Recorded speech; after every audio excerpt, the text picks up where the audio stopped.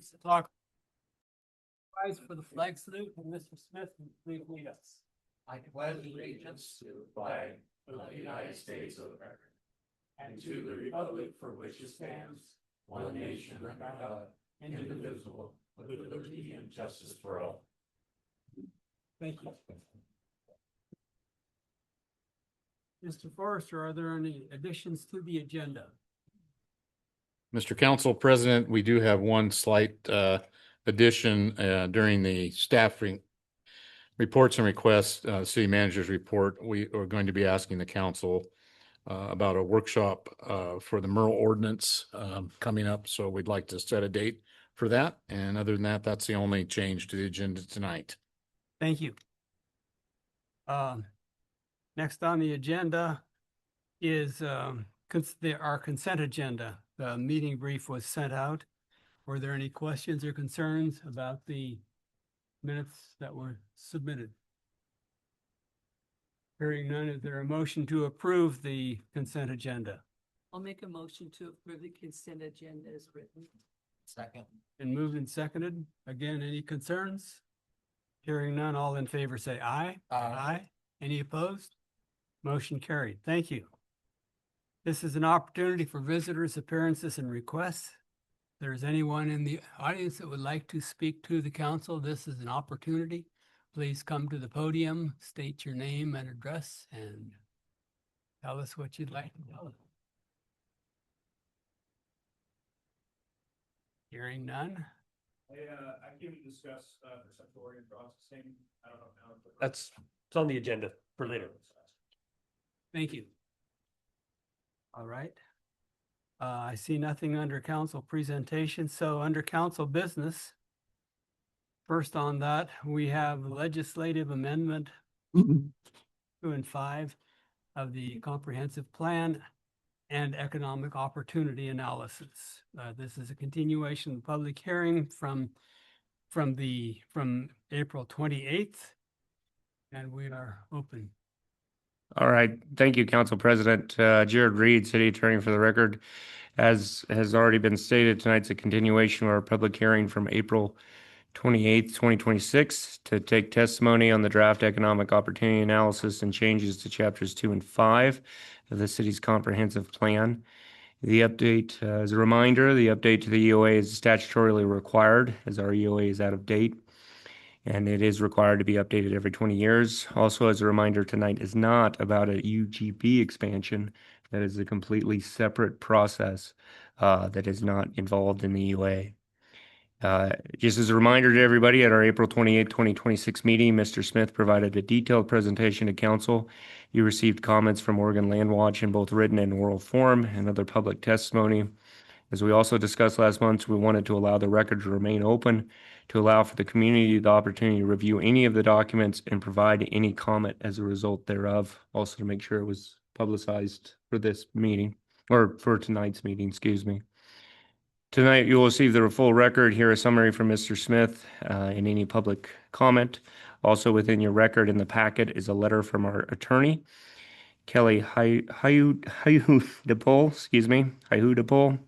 that outlines her legal analysis of Oregon's Land Watch's comments and concerns. As requested, the changes to Chapter 2 and 5 were provided in red line form. Moreover, there was a change to page 22 of the economic opportunity analysis that is also redlined and will be presented here tonight. With that, I'd ask the council president to recognize Mr. Smith. Mr. Smith. Thank you, council. For the record, Joshua Smith, Planning Director, City of Prineville. That was a pretty good summary, Jared. But I'm going to run through just briefly for anybody who might be online or haven't seen this or want to look at it later. I'll do a quick summary. This is a very small presentation here. Proposal, as our attorney mentioned, it's legislative amendments to chapters 2 and 5 and an adopted a new economic opportunities analysis that essentially becomes our chapter 5, which estimates the commercial and industrial land need for the next 20 years for our city. Applicable criteria, there are lots. It's ORS's, OARs, our comprehensive plan has code sections in it. Our land use code has sections in it. I've listed them briefly there. This iteration of the EOA was basically a continuation from the last year's process. Originally noticed to DLCD, Department of Land Conservation and Development, on February 11th. Newspaper notice on April 14th. We held our initial hearing on the 28th, and today is the continuation of that hearing. Wanted to show just a brief timeline, so we have this kind of in the record as well. Timeline on the left was kind of the previous process from last year. After that process, we started a separate EOA kind of continuation of the previous one to kind of update it from the previous year, and that process is on the right. All the way through that process, starting in January when the new documents were created, we had opportunities for public comment at our planning commission meetings. I was always available at the office. And of course, we started our initial hearing here in April. So it's been out there a while, and a lot of the documents have been available since at least January. And because it's a big slide, basically this is the meat of it. It's a summary of kind of the last hearing and the comments we received. So you received, as Jared had mentioned, the response letter from our attorney, our contract attorney, Kelly. Very detailed response. I'm not going to dive too deeply in all of the criteria that she did, but that was an excellent response to the comments we received from Central Oregon Land Watch. A printed version of our record is essentially right here before you. We printed this out so we can show that it is available to everyone. This goes back to every agenda and minutes from our previous year. It has the full process for this year, and including all of Appendix C, which are those 3 binders. So those 58 different references in Appendix C are available for anybody to look at. I want to reiterate again, this is a state requirement. So maintaining comprehensive plans are a process that we continually do. We've done this in the last 8 years or so with 4 other chapters. This particular one is mandated by Goal 2 and 9 of the statewide land use planning goals. It's a state requirement. The state has very specific requirements to putting these analyses together. We hired a contractor to do that for us. They followed the rules. DLCD was there all along the way. The process has really met the criteria for the state. Staff feels that we have met the state requirements, and this is a reasonable and defensible analysis. Comments we received from Central Oregon Land Watch. The letter really goes through very well. I'll just summarize it briefly right here. Some of the issues they had. Number 1 was the process they talked about, which really had to do with chapter 2 and 5, and not doing some visioning process with those. The chapter, as you might notice, we provided the track changes to you. It wasn't a deep dive into those chapters by any means. This was a simple update based on the new analysis. Everything, for the most part, from the original goals and policies were just simplified and transferred into the new chapters. The goals were modified, but the language is still there. The meat of those old goals and policies are still there. We did remove any programs, statements, tasks, anything that was a very specific project. Those were removed because it's not a policy. That is something the council would tell us to do based on a policy, right? So you saw those removed in the track changes because they're tasks. They're not policies or goals. There were a few things added. A lot of the blues, some of those blues track changes that you see were added to the document were combinations of other policies. Some of them were brand new. Some of the brand new ones are simply based on my 21 years here and just saying this needs to be a policy. One of them, for example, is when we annex property into the city, we should annex it into the Parks District. You know, those types of things we got to think about and remember to do. So we make a policy out of it so we can look back and say, this is why we're doing it. So that's some of the process concerns. At any time, the council feel like they need a deep dive into these chapters, they can certainly ask staff and we can do that. That is not something that needs to happen at this instance, I don't believe, but it is the council's prerogative at any time. Any one of our chapters can be updated. Public process, we kind of addressed this at the last meeting when we continued the hearing on purpose to garner more contact comments from people. I have not received any emails, phone calls, haven't talked to anybody in the office. And like I said, that timeline, we've provided ample opportunity for people to come forward. Number 4, the regional large lot program. It's a program that started in 2012. It lasted for 10 years. That program is now basically terminated. They started a new one in 2024. To my knowledge, I don't know of anybody who's signed on to it yet. COIC is responsible for that document. They did a new analysis. Essentially what that is an EOA for the tri-county area. And the idea behind it, we're the only ones that do this in the state. The idea was that if our local EOA, for example, or economic opportunities analysis, does not warrant an expansion of your urban growth boundary, the regional might. And then you could use their analysis instead of your local one. That was the whole concept. Only 2 communities used the last one, Madras and Redmond, and they both brought in large lot properties, I think 200 acres or so. It is available. It's something we can talk about, but it's not available right now because no one signed on to it. It is something we can talk about, and you'll notice in Chapter 5, there's an actual policy that speaks to it because that was something that came up and is new compared to what we had in 2007. On number 5, overestimation. This was, I think Central Oregon Land Watch talked about this quite a bit, about overestimating the need for large lots. We don't need 3, we need 2. It doesn't need to be 251 acres. Their numbers are oversimplified.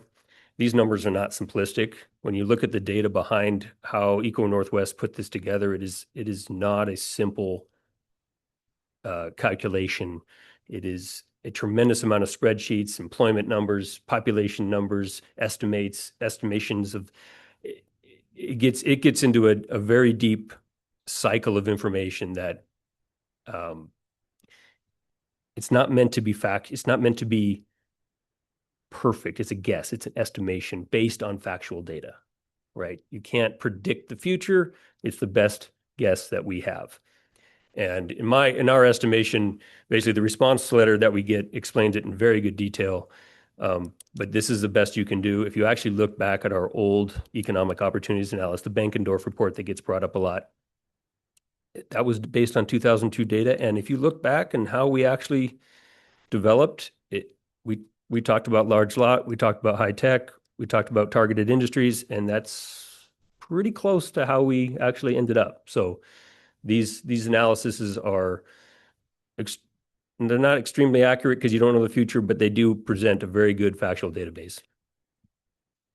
And the last one was the infrastructure. And you'll notice page 22, we went ahead and edited that document or that page because of some comments made about water and power. And why would you look to expand or need to expand your urban growth boundary at some point in the future if you don't think you can serve it with water and power? Well, that's not really how it works. So we edited that page to be a little more realistic in how infrastructure is brought online based on development. And we made some edits to that. The city itself has made significant upgrades in its water system in conjunction with the data center. So that's, I think, mostly a moot point at this time. But the power situation keeps coming up in, do we have additional power to develop? The answer on that large base load is probably no, not at this time.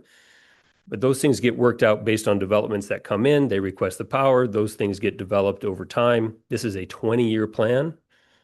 So to think that we aren't going to create more source or transmission on our power over the next 20 years is not realistic either. So that page was updated and will be, and has been updated in the new plan. So delaying this process because we're waiting for power doesn't make a whole lot of sense. And there was one other thing that outside of the Central Oregon Land Watch comments, this came up on social media several times. I think people were confused on what we're doing. There is a portion of the EOA that talks about rezoning these 3 properties. Honestly, we could have probably added Butcher Boys, we could have added wood grain, we could have added a lot of different things in there. These 3 are vacant. They don't really have any industry on them. B is actually one of the large lots that we are counting. So the idea behind these 3, and they were in our old EOA as well, is that we know we don't want heavy industrial up here. And some of the comments online were about, we're trying to put heavy industry up here. And that's not what we're doing. We're trying to take it away and put something other than, most likely residential. And the reason you put it in your comp plan, because it's a very significant change. And so you want to have something that acknowledges that and backs it up, and then allows you to take that 109 acres and put it somewhere else. Like I said, we could have added a bunch of these properties, but we're not doing that. Those will change kind of organically on their own as those developments change. So I wanted to be clear, A, B, and C on this map will be something other than heavy industrial. Proposed. I mean, granted, right now they're actually designated as industrial. So technically someone could come in and do something industrial. And so in conclusion, the EOA, I just wanted to throw this up there again. This is what it's talking about. In conclusion, over the next 20 years, we're showing a need for target industries of 755 acres, 3 sites averaging 251 acres. And then that potential rezone could add another 109 somewhere else in the city if we change, if that comes to fruition. Are there any questions from council based on what you've seen, read, and heard? I do, Josh. So if this gets approved, or when it gets approved, what's the next steps and how many steps are they to fruition? So once this gets approved, you're not going to do anything tonight. This is just a public hearing. We'll bring an ordinance back that usually has 2 readings, two presentations. Once the ordinance is passed at the local level, I submit it to DLCD, Department of Land Conservation and Development. At that point, theoretically, once the ordinance is done, there is an appeal period. Someone could appeal this to the Land Use Board of Appeals. DLCD will also be reviewing it. Now, of course, they've been going along the way the whole time. They actually have to approve it as well. And once that's done, we should get a response.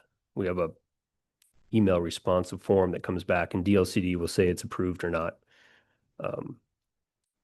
And once that's done, we update our comp plan, and that's that. Hopefully there are no appeals.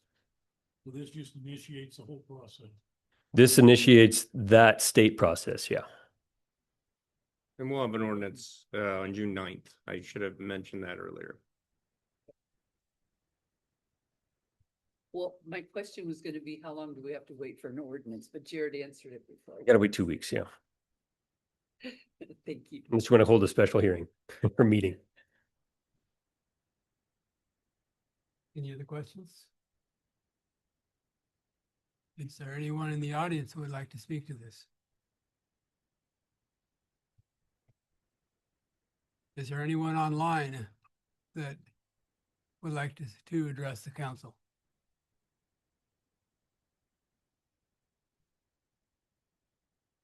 I see a Kelly. It's probably Robin.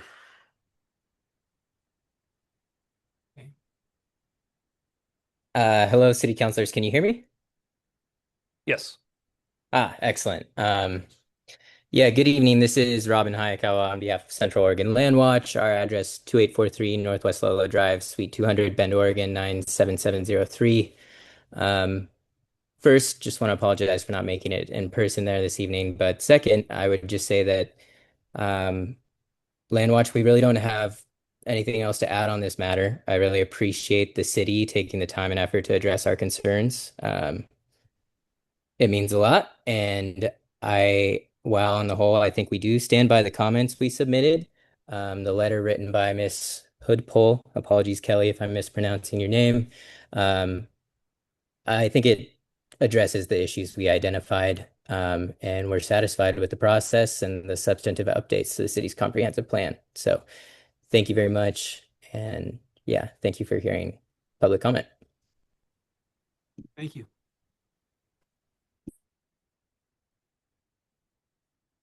Again, is there anyone else who would like to speak to the council during this public hearing? I did see at one point our attorney had her hand up. I'm not sure if she wished to speak with council.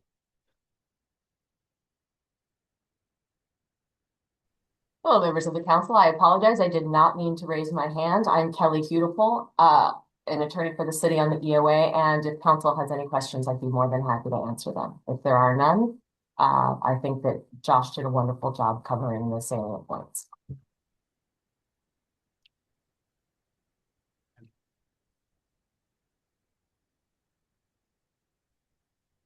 Any other comments for the record?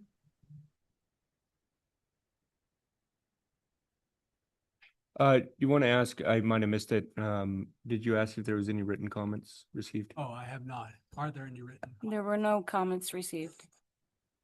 Thank you. Yeah, I think with that, you can close the public hearing. I will close the public hearing.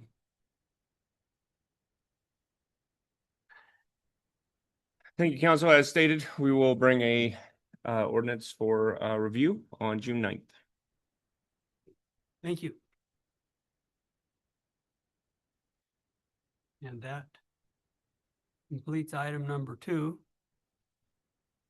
Going on to item 3, Central Oregon Processing, Hemp Processing Nuisance Mitigation Issues.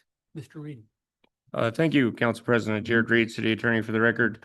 Tonight on the agenda is an opportunity for the council to review the mitigation efforts made by Central Oregon Processing located at 1948 North Main Street here in Prineville. At our March 28th, 2026 meeting, the council directed staff to issue a notice to the operators of the property to take mitigating efforts regarding the smell from the facility. Tonight is the opportunity for council to have that review. It's not meant, just to let council know, this isn't meant to necessarily be an adversarial type or hearing, any sort of evidence type hearing based. This is an opportunity to discuss with the facility operator or members of the public, what efforts have been made in regards to mitigation and what they've seen in regards to how that's helped or hurt, and then have council that opportunity to make comments and have basically this public opportunity to have interface with the facility operator, who already mentioned he was here today. Just for the record, however, Central Oregon Processing Legal Counsel did provide a letter to council today outlining the efforts that have been taken and some concerns they have with a possible evidentiary hearing. Again, that's not what we have tonight.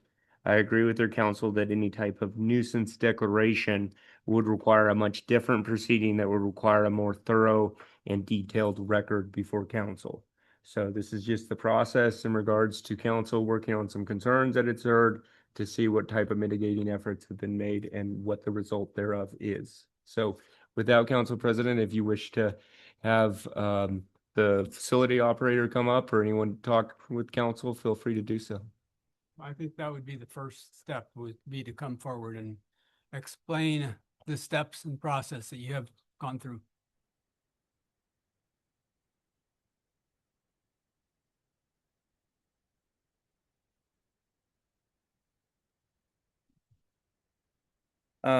Council and Mayor, thank you for having me here today to speak on this issue.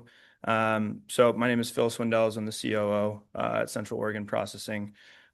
We are the world's largest cannabinoid isolate manufacturer. So we've been in Prineville now for about 5 years, and remain very committed to being a responsible neighbor here in this community. To date, we've invested near $7 million in our facility. And once again, like I said, we've been there for 5 years. Currently, we have about 65 full-time employees, which comes out to about 3.8 million in annual payroll, which is significant state and local tax contributions. So with that said, I'll dive into some of the mitigation efforts we've done specifically thus far. So far we've invested over $100,000 directly in mitigation costs. We have a system called the Eros system, which provides this, essentially provides like a kind of gas or something along that line that is interacts with the particles in the air to kill the smell. So that was probably our biggest mitigation effort. On top of that, we have all of our exhaust fans of carbon scrubbing filters, and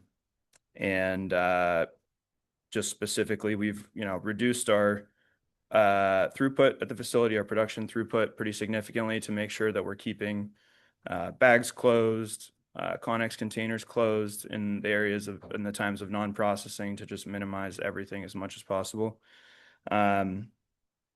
That being said, also, as recently as last week, we've engaged a odor mitigation expert to help on the issue.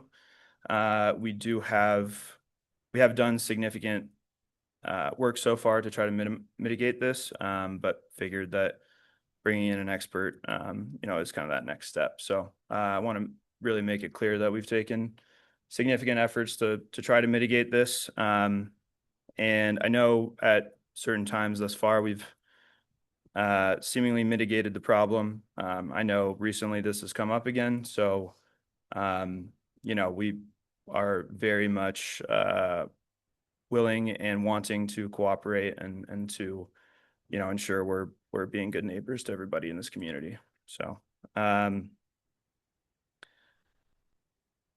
with that said, the last thing I really wanted to do was invite the city council and mayor, all of you all to come tour the facility at some point, if you all deem that appropriate, so we can show you in person the mitigation steps that we've taken and how seriously we have taken this issue so far. The feedback from my employees and people who I've spoken to is that it has gotten better since this last meeting where we received this letter. Obviously, my opinion is less important than everyone else in this room and the city as a whole. So, I'm hopeful that those efforts have been received. But kind of regardless of that, we maintain being very committed to, continuing this process moving forward. So. Any questions from the council? So you talked about the mitigation efforts and $100,000 that you used to do that. Is that recent since Josh talked to you about the complaints, or was that in the past, or what time frame was that? Yeah, absolutely. So that is in total so far what has been spent. Since the last meeting, we've done, I want to say probably about maybe a third of that cost has been spent since the last meeting, roughly. And I think one of the biggest issues that we recognized after the last meeting was that this system I mentioned, that Eros system, it was operating, unfortunately, at 50% functionality. Essentially, there's these atomizers inside the machine that help produce that kind of fog or mist. And even though on the controller they were reading 100%, after going back with the manufacturer and kind of explaining that, we thought that the smell had gotten worse, they had us go inside the system and double check something. And essentially there was a fault in the system that was not letting us know that half of those had been not functioning for some period of time. So we've obviously got those replaced and have a regular schedule to check them internally, not just visually, to make sure that everything's functioning fully. Okay.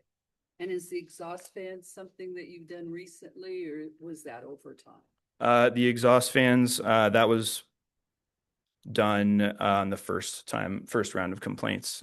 So a lot of our efforts now were on kind of the preventive maintenance side, fixing that, as well as over by our extraction area.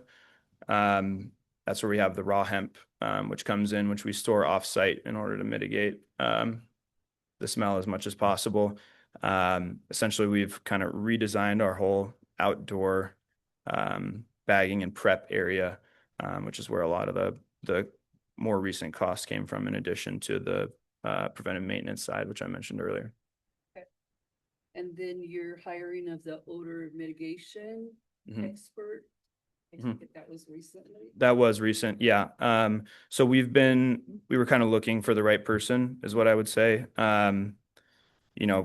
We let them know a lot of the steps that we have taken already, and they said, that was kind of better than a lot of situations where he's come in to advise and consult on. So I think, that's not to say there aren't more improvements that can be made. However, he was just from an initial engagement perspective, complimentary of the things we've done so far. So are you having him on a retainer, or are you just doing that like a one-time shot now? And if you need it in the future, then you'll go back to him again? Yeah, I think, well, the direction we go with this expert, I think, depends a lot on the feedback tonight. And, you know, obviously if issues continue to rise, like I mentioned, we're more than, willing to, continue to work with him. We thought he's, you know, a good resource all around to have. So, Thank you. yeah, thank you. Other questions? Thank you. And I guess at this point, I would like to ask anyone in the audience who would like to speak to the experience they have and please come forward and come up to you need to come up to the podium. Yeah, we got to catch it on the record. Yeah. Which means name and address so we can keep record. My name is Debbie Trotner and, oh, is that better? Much better. Okay. My name is Debbie Trotner and I live in the Stone Ridge area and I'm a block from the plant. And I just wanted to be here to say that the smell is really bad. In the last week or so, it was okay. But on Friday, the 22nd, I went to open my windows. It was about 11 o'clock at night to air out, cool down my house, and I couldn't open my windows. It was so bad. So it's that, I don't know if you've ever been around skunks, but it smells like you've been sprayed by skunks. So it's a really pungent, odor. So I don't know how, you explained the process, but it must be, it's gotten better, but it's still there. That's all I wanted to say about that. So anyway. So that was just this last Friday, then? Friday, the 22nd, I was, it was about 11 o'clock at night. Thank you. Okay. Is there anyone else who would like to speak? Is there anyone online that would like to speak to this?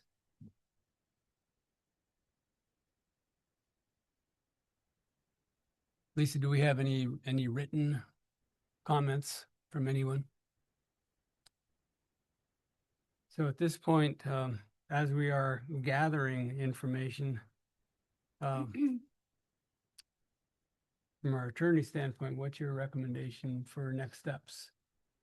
Yeah, I think council has a number of steps it can look to. I mean, it heard all the efforts being made by the process operator today. It seems to, and then we also heard testimony from a citizen. He gave you an invitation. I don't know if anybody wants to discuss that and you can, but I will tell you the next steps as well before you get into that discussion of whether you want to tour the plant or engage in that. So again, we don't have any sort of hearing in regards to an actual nuisance. We have some efforts that have been made from the facility operator. We've had testimony that it's gotten better. We've had testimony that it still does smell, or at least smelled on Friday of last week. We also, in the past, have seen complaints have more complaints during the summer months than we've had in the winter months, which I'm probably going to attribute to people opening their windows more than they do during the fall or winter. With that in mind, and going into the summer months, my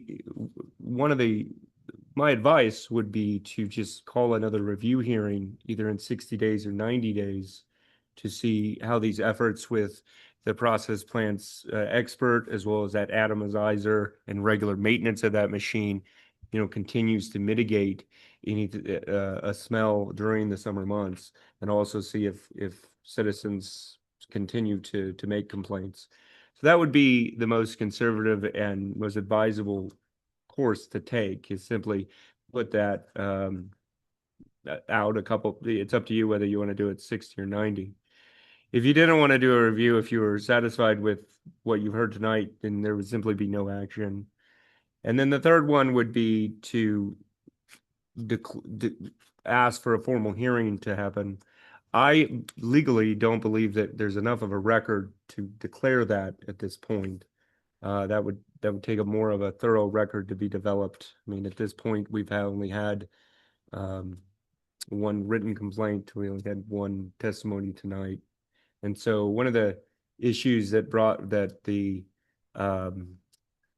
their attorney brought up, which is a very good point, is that you have to ensure that the smell is emanating from that spot, right? Marijuana does have or can have a smell that some people find offensive.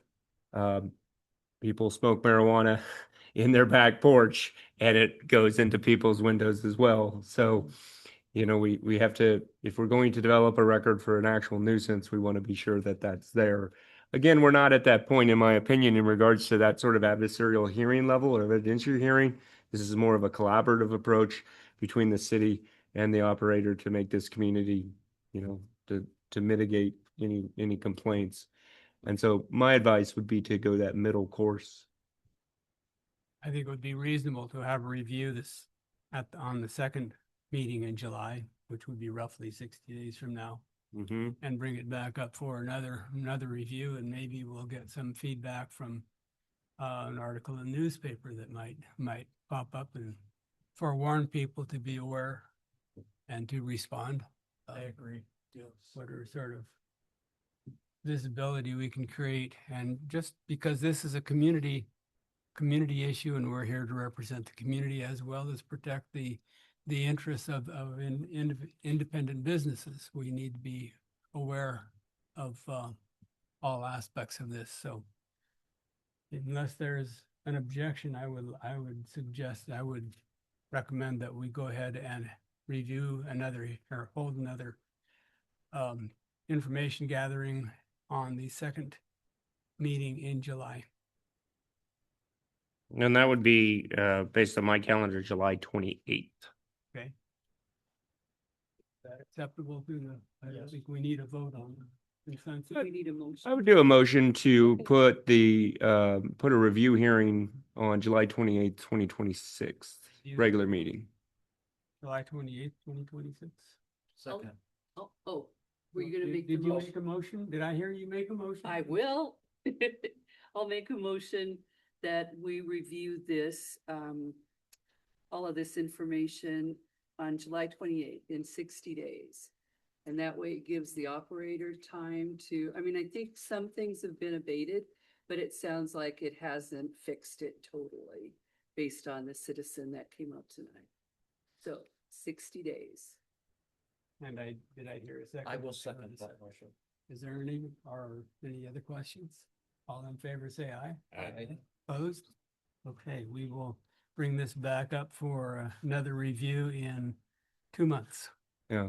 And just so that council is aware too, I think this is important to note on the record tonight for your all knowledge as well as the communities. The operator is not required to eliminate all smell.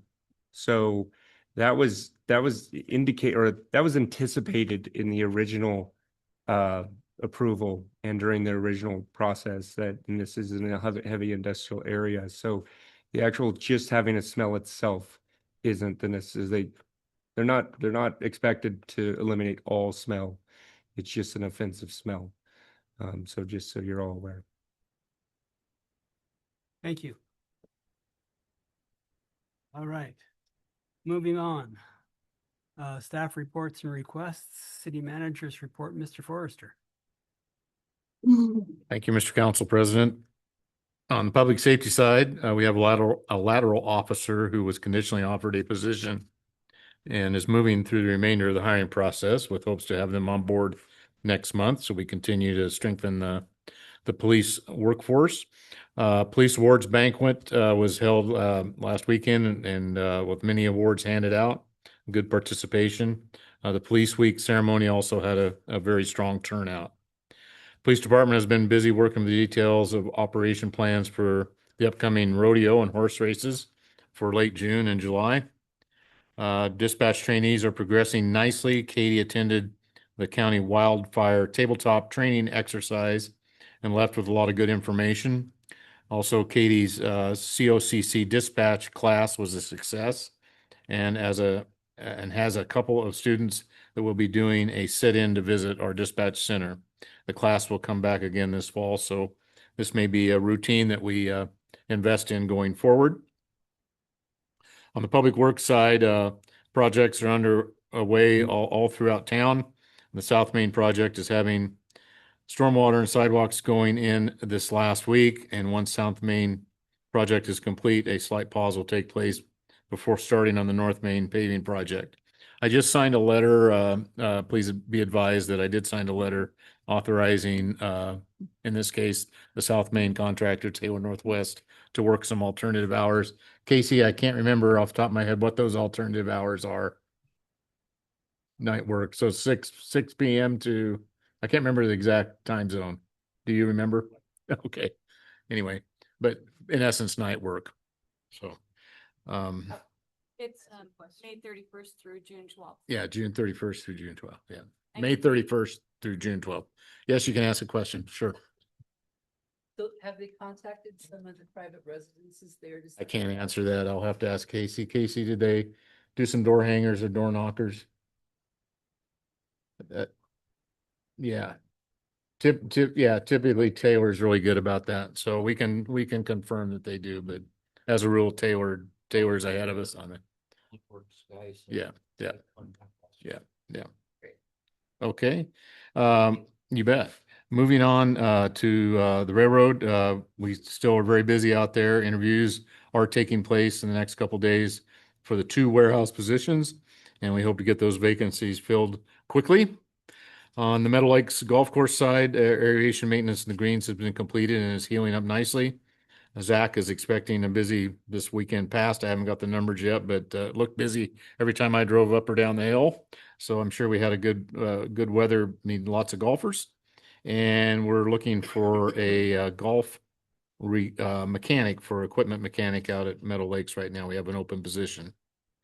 On the planning side, development throughout the town continues from the Grocery Bandit expansion to subdivisions and multifamily residential. IT technology, 2 communication sites are now at 100%, with the Barnes Butte site expected to be live at the time of this report. The new website design has been reviewed by staff internally, and without any bugs will go live hopefully within the next couple weeks. Moving on to finance, finance department staff is a little short with one of our team members starting maternity leave. We expect to have an intern on board beginning in June. And city recorder risk management, council candidate packets will be available for pickup at the time of this report. Candidate's first day to be able to file is June 3rd, and the deadline is August 25th. So those between June 3rd and August 25th is the opportunity to pick up council packets for the council next election. On the public relations side, Sean Ray is working on with Cascade Business News, which does a feature on Prineville each year. So they'll be doing that for their June publication. So they might be reaching out to some of your counselors for some words of wisdom that will be included in that report by Cascade Business. On the economic development strategic side, Caroline's working through the project management plan with the Federal Railroad Administration, FRA, for the Chrissy Grant project we've spoke about many times.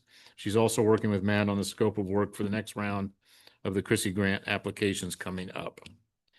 And lastly, staff would like to confirm with the council tonight that we would recommend that we have a MERL, median income workshop for housing on the June 9th council meeting, starting at 5:15 p.m.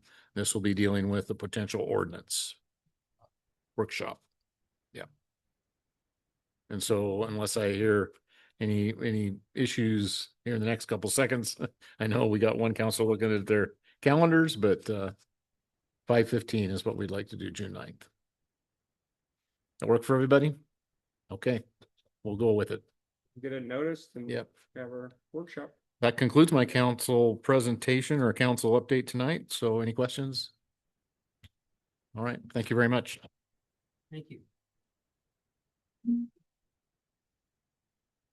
reports, no ordinances, no resolutions. Last opportunity for visitors' appearances and requests. Is there anyone online that would like to speak to the council? No. No one online? Pretty quiet evening. So with that, is there a motion to adjourn? So moved. Second. And moved and seconded. All in favor, say aye. Aye. We're adjourned. Thank you.